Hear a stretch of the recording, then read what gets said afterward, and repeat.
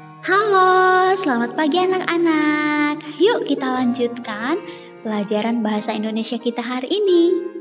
Hari ini kita akan belajar tentang menjelaskan isi puisi.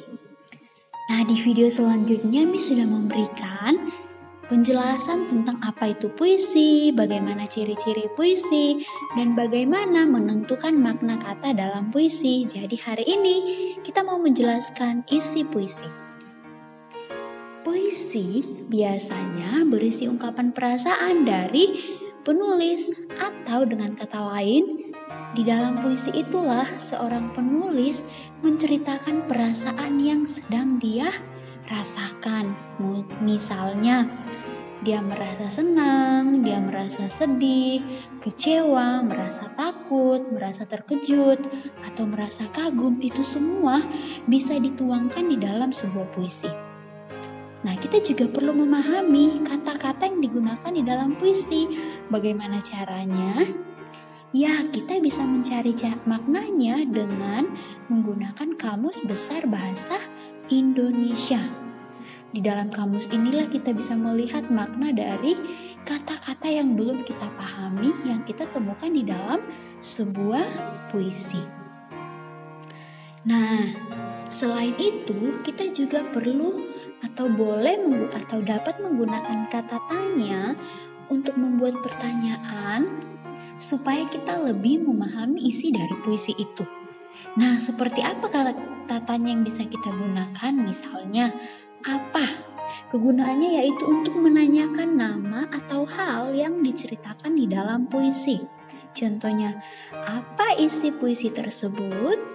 Kemudian kata tanya yang kedua yaitu di mana? Menanyakan tempat yang diceritakan di dalam puisi.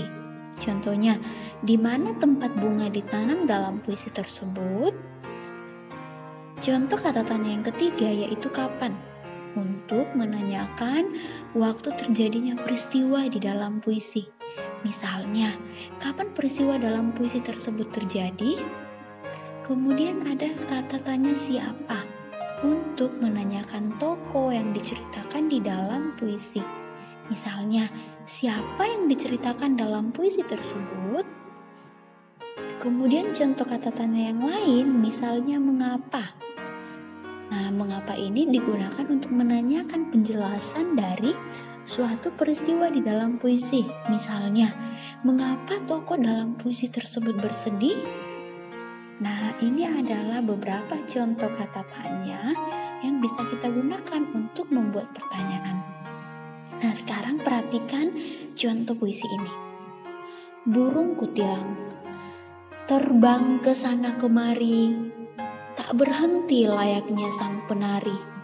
Dari dahan pohon yang tinggi, mereka terbang dengan riang. Kicauannya merdu sekali, membuat hati menjadi berseri. Tak lagi menjadi sedih, melihat tingkah kutilang yang lucu sekali.